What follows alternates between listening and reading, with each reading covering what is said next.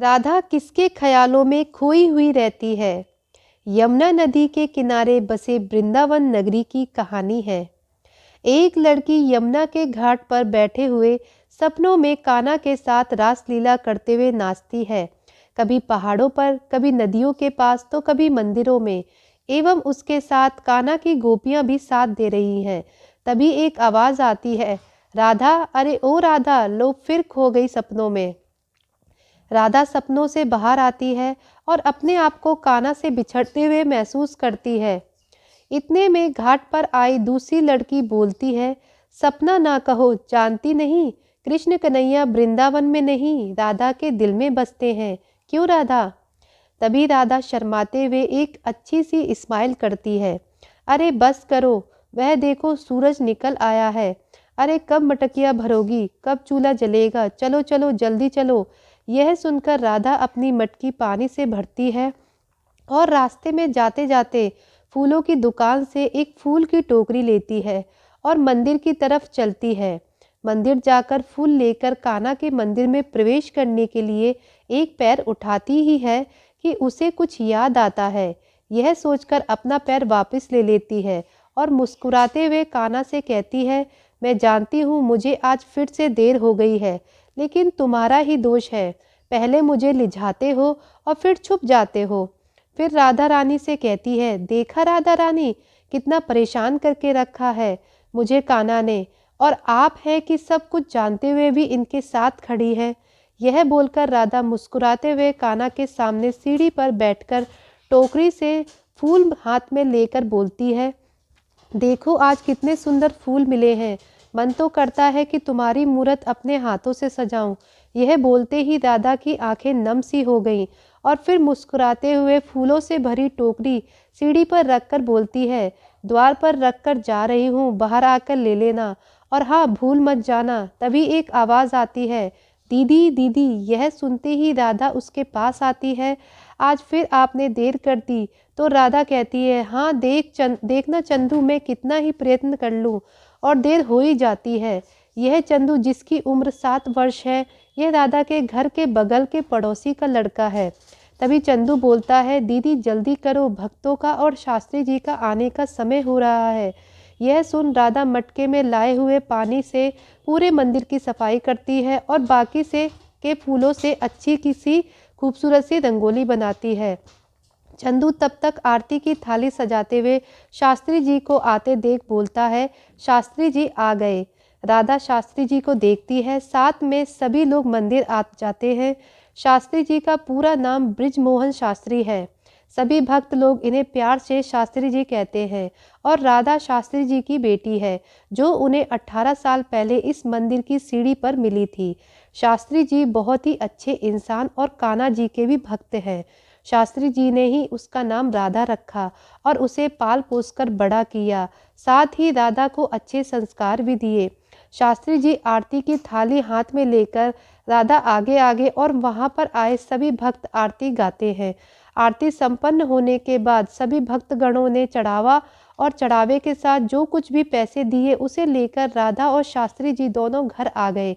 चढ़ावे में मिले बहुत कम पैसे देखकर देवकी जी बोलती हैं, मुझे भक्तों से कोई शिकायत नहीं, पर इतने कम पैसे में मंदिर का कार्य और घर का खर्चा कैसे चलेगा जी। देवकी जी बृजमोहन शास्त्री जी की पत्नी है, जिनकी उम्र 30 साल है। यह सुनकर शास्त्री जी कहते हैं, ठाकुर जी के होते हुए हमें सोचने की क्या आवश्यकता है। जब उनकी सेवा में जीवन अर्पण कर ही दिया है तो वही रखवाले हैं। देवकी जी यह सब बोलते हुए शास्त्री जी देवकी जी के पास आते हैं और हाथ पकड़कर कहते हैं, देखिए आप चिंता छोड़िए, नहीं तो फिर बीमारी पकड़ लेगी। अर्धांगिनी हैं आप हमारी, अंतिम समय तक साथ साथ ठाकुर जी के चरण धोने हैं हमें। जाइए आप जाकर विश्राम कीजिए, हम गायों को चारा देकर आते हैं। यह बोलकर शास्त्री जी चले जाते हैं।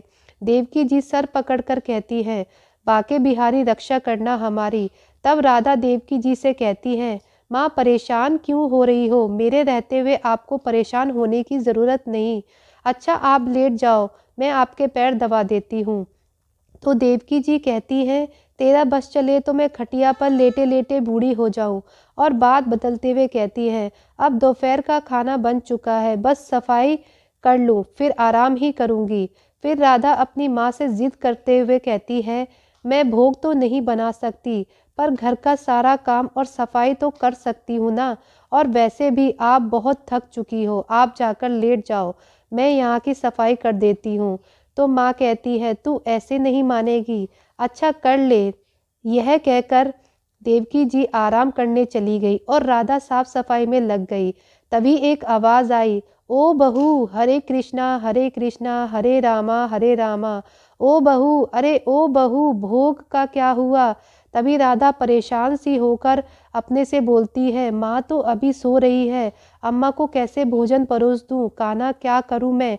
अब बार बार अम्मा की आवाज़ सुनकर राधा अपने आप अम्मा के लिए भोजन परोसती है और चुपके से अम्मा के रूप में भोजन रखकर बाहर छुप जाती है। अम्मा शास्त्री जी की माँ अर्थात देवकी जी की सास है, जो बुजुर्ग हैं। अम्मा को जब देखो तब राधा के साथ कपट छल और राधा से अंदर ही अंदर जलती रहती है। अम्मा की अपने भोजन पर नज़र पड़ते ही खुश हो जाती है। तभी राधा को वहाँ से जाते हुए खिड़की से देख लेती है तो अम्मा बाहर आकर राधा को खूब भला बुरा कहती है, तेरी इतनी हिम्मत कि तूने मेरे भोजन को हाथ लगाया और तू चुपके से अंदर थाली रखकर भोग भागे जा रही थी। तभी राधा डर के मारे हकलाकर कहती है, वह ना अम्मा। तभी बीच में ही अम्मा कहती है, चुप करमजली, खबरदार दो तूने मुझसे जबान लड़ाई। एक तो जानबूझकर मेरा भोजन अपवित्र करती है, भगवान के घर अपशकुन का ऐसा पाप लगेगा कि 7 पीढ़ियां बर्बाद हो जाएंगी। राधा और ज़्यादा डर जाती है, मेरा हाथ उठ गया तेरे ऊपर तो मुझे ही गंगा स्नान को जाना पड़ेगा। राधे कृष्णा कहती हुई कहती है, तू अभी तक गई नहीं, जा निकल जा, मेरी नज़रों से दूर चली जा, करमजली चली जा। यह सुनकर शास्त्री जी दौड़ते हुए आए और बोले, अम्मा, अरे क्या हुआ अम्मा? तो अम्मा कहती है, मुझे लगता है अब इस बूढ़ी हड्डी का बोझ तुम पर बहुत हो गया, अब इस घर में मुझे नहीं टिकना है। बस बस बहुत हो गया, अब तू तो मेरी तीर्थ यात्रा की तैयारी शुरू कर बेटा, पोटली उठाकर निकल पड़ूंगी तीर्थ पर। यह सुनकर शास्त्री जी अपनी अम्मा को समझाते हुए कहते हैं, यह क्या कह रही हो अम्मा, बिटिया के हाथ पीले किए बिना कैसे जा पाओगी? आप जग हंसाई न होगी? अभी तो आप तीर्थ यात्रा का ख्याल मन से निकाल दीजिए। तो अम्मा कहती है, ठीक है, तू कहता है तो नहीं जाऊंगी, लेकिन इस निर्लज्ज से कह दे मुझसे दूर रहे और अपनी वाली से भी कह दे कि मुझे छल कपट पसंद नहीं है। उसे 100 बार बुलाया मगर ना आई और यह बेशरम चुपके से मेरे भोजन की थाली रखकर जा रही थी। फिर से शास्त्री जी अम्मा को समझाते हुए कहते हैं, अरे अम्मा, अभी अभी आते समय देवकी जी मिल गई थी, उन्होंने बताया कि वह आपका भोजन रखकर भोग बनाने गई है। ठाकुर जी के दरबार में झूठ बोलूँगा मैं भला? जाइए, भोजन ठंडा हो रहा है। यह सुनकर अम्मा बोलती हैं, ठीक है, लेकिन तू ध्यान से सुन ले मेरी बात। राधा, यह मत समझना कि अम्मा आंधी है। यह बोलकर अम्मा अपने कमरे में चली जाती है। तभी राधा बाबूजी के पास आकर बोलती है, मुझे माफ़ कर दीजिए बाबूजी, माँ सो रही थी इसलिए अम्मा को भोजन मुझे देना पड़ा, आपको मेरी वजह से झूठ बोलना पड़ा। तो बाबूजी कहते हैं, कोई बात नहीं बेटा, कभी कभी नेक काम के लिए छल करना पड़ता है, तेरे कान्हा ने नहीं बताया तुझे? यह सुन राधा कान्हा को याद करते हुए मुस्कुराती है। तभी एक व्यक्ति अपने पुत्र के साथ उस गली में बृजमोहन शास्त्री जी को ढूंढते हुए आता है और उसे एक पंडित जी मिल जाते हैं और पंडित जी कहते हैं, कौन हो, कहाँ से आए हो? तो वह आदमी बोलता है, जजमान, हम लोग वृंदावन में नए आए हैं और यहीं बस गए हैं।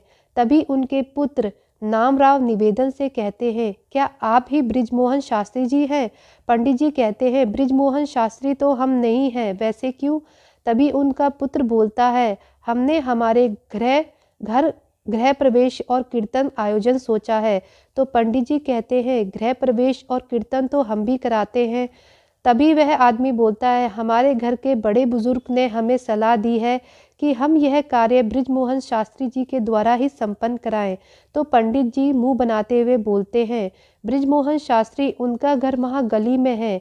बृजमोहन शास्त्री जी तो ब्रिजवासियों पर तो पहले से ही जादू कर रखा है, अब बाहर वाले भी आकर उनका गुणगान करने लगे हैं।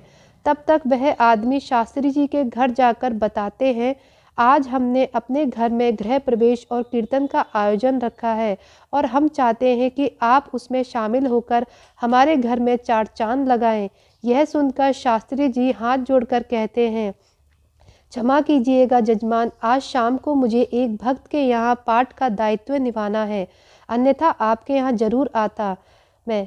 तभी उनका लड़का कहता है, शास्त्री जी, जब से हम वृंदावन आए हैं हर किसी से हम यही सुन रहे हैं कि आप और आपके घर के सदस्य जिस घर में पैर रखते हैं उस घर में खुशहाली ही खुशहाली आ जाती है। शास्त्री जी, अगर आप ना आ सके तो कम से कम अपने घर के किसी सदस्य को ही भेज दें, हम आपके बहुत आभारी होंगे। तो शास्त्री जी कहते हैं, ठीक है, हम अपनी पुत्री को आपके यहाँ भेज देंगे। यह सुनकर वह आदमी कहता है, हमें आप पर पूरा विश्वास है कि आपकी पुत्री आपका ही रूप होगी। शास्त्री जी, उसमें भी आपकी ही तरह संस्कार होंगे। यह कहकर सभी एक दूसरे के हाथ जोड़कर वहाँ से चले जाते हैं। इस वक्त शास्त्री जी की बेटी सरिता, जिसकी उम्र 17 साल है, कहीं से आकर अपने कमरे में एक अंग्रेजी गाने पर आधे अधूरे कपड़े पहनकर डांस कर रही होती है। गाने की आवाज़ सुनकर उसकी माँ देवकी जी उसके कमरे में आती हैं। उसे बहुत गुस्सा आता है और गाना को बंद कर देती है। तो सरिता कहती है, मॉम, यह क्या कर रही हो आप? कैट आपसे अपसेट हो जाएगी। तो उसकी माँ गुस्से में कहती है, कैट की बच्ची, अकल किसी कबाड़ी को बेचकर खा गई है क्या?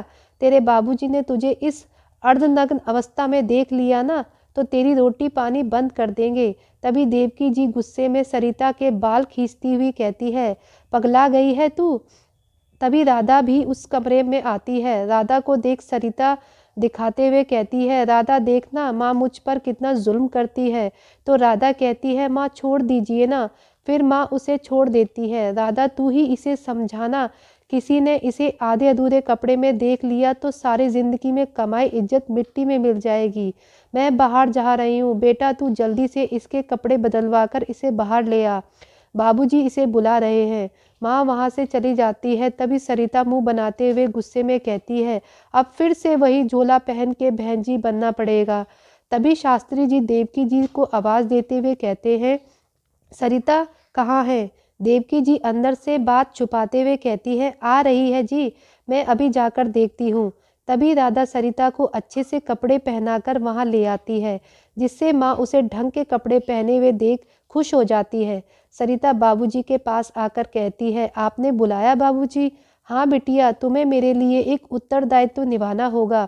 अभी अभी कुछ जजमान आए थे और वह अपने घर की पूजा के बारे में निमंत्रण दे रहे थे। यह सुनकर सरिता और राधा अपने कमरे में आकर राधा जाने के लिए तैयार करती है सरिता को। तो सरिता कहती है, मैं जानती हूँ मुझे जाना चाहिए, लेकिन गृह प्रवेश और कीर्तन मत भेजो, मैं वहाँ नहीं जा सकती। तो राधा कहती है, लेकिन जाना तो तुम्हें ही पड़ेगा, मेरा वहाँ जाना ठीक नहीं होगा। प्लीज़ राधा, प्लीज़, तुझे आज मेरी हेल्प करनी होगी। राधा प्लीज़, राधा, आज सच में मुझे बहुत ज़रूरी काम है। पहले मुझे पार्लर जाना है, फिर मुझे पूरक से मिलना है, मैंने उसे प्रॉमिस जो किया है। तो राधा कहती है, पर वहाँ बाबूजी ने खास तुम्हें जाने को कहा है। आखिरकार कोई तो वजह रही होगी ना, और बाबूजी ने तो जवान भी दे दी है। तो सरिता कहती है, बाबूजी की तो आदत सी हो गई है, कभी किसी को कुछ भी जवान दे देते हैं।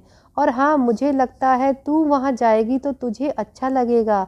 वैसे तो हमेशा पागल बनी रहती है कृष्ण जी के पीछे। यह सुन राधा फिर कान्हा में खो जाती है और सरिता की बात मान लेती है और कहती है, अच्छा ठीक है, मैं चली जाऊंगी, लेकिन मुझे वहाँ पहचान लिया तो? अरे कोई तुम्हें वहाँ नहीं पहचानेगा, वैसे भी वे लोग वृंदावन में नए हैं ना, किसी को मेरी शक्ल थोड़ी ना मालूम है। तुम एक काम करना, चुपचाप भीड़ में जाकर बैठ जाना और कहीं तुम वहाँ कोई ऐसा काम मत करना कि कोई तुम्हें देखे वहाँ। राधा चुपके से उस जजमान के यहाँ जाती है और भीड़ में जाकर बैठ जाती है। वहाँ पर कृष्ण जी की आरती हो रही थी और राधा भी उसके सुर में गाने लगी और गाते गाते कान्हा को याद करते हुए इतने आगे निकल गई कि उसे पता ही नहीं चला कि वहाँ पर उसे चुप कर रहना है। राधा की आरती संपन्न होते ही सभी लोग ताली बजाने लगते हैं। तभी राधा को यह एहसास होता है कि उसे तो छुप कर रहना था। सभी लोग राधा को देख लेते हैं और जजमान कहते हैं, बहुत प्यारा गाती है बेटी, मगर माफ़ करना मैंने तुम्हें पहचान नहीं सका। किस घर से आई हो? राधा घबराते हुए कहती है, जी पंडित बृजमोहन शास्त्री के घर से। तभी वह जजमान कहते हैं, अरे तुम पंडित बृजमोहन शास्त्री जी की बेटी हो सावित्री, हमें तो पहले ही पहचान लेना चाहिए था। इसकी आवाज़ में जो मिठास है, जो भक्ति और जो रस है, वह पंडित जी के घर में ही पालने और बढ़ाने का नतीजा है। बिल्कुल ठीक कहा आपने पिताजी। पिताजी, सारे अतिथि प्रतीक्षा कर रहे हैं, चलिए तुरंत प्रसाद बांट दीजिए। हाँ हाँ चलो, लेकिन जब पंडित जी की बृजमोहन शास्त्री जी की बेटी हमारे घर में है तो मैं भगवान का प्रसाद इससे ही बंटवा दूंगा। यह सुन राधा घबराते हुए जी हाँ नहीं कहती है कि तभी बीच में बात को काटते हुए जजमान कहते हैं, शर्माओ नहीं बेटी, यहाँ पर सब अपने ही लोग हैं। सभी लोग राधा से जिद करते हुए हाथ पकड़कर प्रसाद की थाली के पास ले आते हैं और प्रसाद की थाली हाथ में पकड़ाते हुए, ये लो, जैसे कि पिताजी ने कहा आप ही प्रसाद बांटोगी। राधा प्रसाद की थाली लेने से घबराती है, कभी हाथ आगे करते हुए कभी पीछे कर लेती है, तो कभी हाथ बढ़ाती ही नहीं। तभी जजमान कहते हैं, अरे बेटा, इतना सोच क्यों रही हो? अगर तुम प्रसाद बांटोगी तो हमें बहुत प्रसन्नता होगी। यह सुन राधा घबराते हुए अपना हाथ आगे बढ़ाती ही है कि तभी पीछे से एक पंडित जी आवाज़ देते हैं, ठहरिए सभी लोग। यह आवाज़ सुन सभी चौंक जाते हैं और पीछे देखते हैं तो वहाँ पर वही पंडित जी रहते हैं जो जजमान को रास्ते में मिले थे। पंडित जी कहते हैं, ये लड़की प्रसाद नहीं बांट सकती क्योंकि यह पंडित बृजमोहन शास्त्री जी की बेटी नहीं है। राधा को क्यों मना किया लोगों ने प्रसाद बांटने से? जानने के लिए जुड़े रहिए हमारे साथ दोस्तों। अब मिलते हैं अगली वीडियो में अगले भाग के साथ। कहानी अच्छी लगी तो वीडियो को लाइक, शेयर और चैनल को सब्सक्राइब करना ना भूलें। धन्यवाद।